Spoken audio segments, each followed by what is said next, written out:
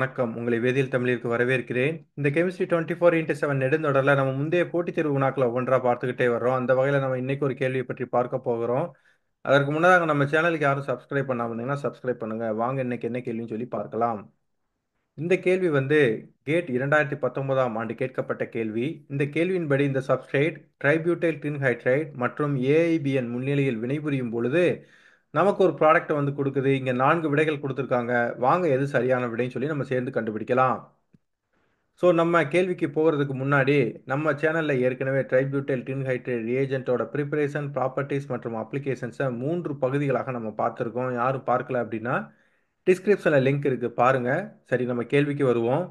So ட்ரைபியூட்டைல் டின்ஹைட்ரைட் மற்றும் ஏஏபிஎன் இரண்டும் வினைபுரியும் பொழுது நமக்கு ட்ரைபியூட்டைல் டின் ரேடிக்கல் உருவாகும். இந்த ட்ரைபியூட்டைல் டின் ரேடிக்கல் நம்ம சப்ஸ்ட்ரேட் கூட வினைபுரியும். ஸோ இப்போ பாருங்கள், நம்ம சப்ஸ்ட்ரேட்டில் இங்கே கார்பன் அயோடின் பாண்ட் இருக்குது. ஸோ இந்த ட்ரைபியூட்டைல் டின் ரேடிக்கல் இங்கே இருக்கக்கூடிய அயோடின் ஆட்டத்தை அப்ஸ்ட்ராக்ட் பண்ணும். இதன் காரணமாக இங்கே இருக்கக்கூடிய கார்பன் அயோடின் பாண்ட் ஹோமோலைட்டிக் கிளிவேஜ் ஏற்பட்டு உங்களுக்கு இந்த கார்பன் சென்டர் ரேடிக்கல் உருவாகும். சரி, நம்ம வசதிக்காக நம்பரிங் போட்டுக்கலாம்.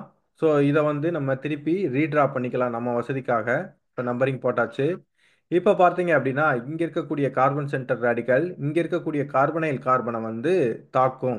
ஸோ அப்படி தாக்குச்சு அப்படின்னா உங்களுக்கு இந்த ஆக்சிஜன் சென்டர் ரேடிக்கல் இன்டர்மீடியேட் உங்களுக்கு கிடைக்கும்.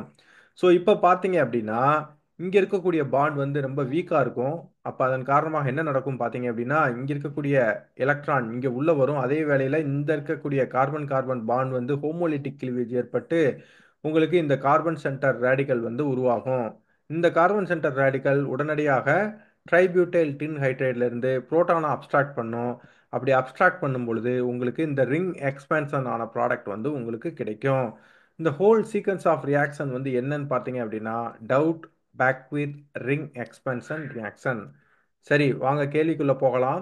ஸோ இதுவரைக்கும் நம்ம விவாதித்ததோட அடிப்படையில் பார்க்கும் பொழுது இங்கே கொடுத்துருக்கக்கூடிய விடைகளில் மிகவும் சரியான விடை ஆப்ஷன் ஏ தான். உங்களுக்கு இந்த எக்ஸ்பிளனேஷன் புரிஞ்சிருக்கும்னு நான் நம்புகிறேன். உங்களுக்கு இந்த வீடியோ பிடிச்சிருந்துச்சுன்னா லைக் பண்ணுங்கள், ஷேர் பண்ணுங்கள், கமெண்ட் பண்ணுங்கள். நம்ம சேனலுக்கு இன்னும் யாரும் சப்ஸ்கிரைப் பண்ணாமீங்கன்னா சப்ஸ்கிரைப் பண்ணுங்கள். மீண்டும் இன்னொரு கேள்வியில் சந்திக்கும் வரை நன்றி நண்பர்களே.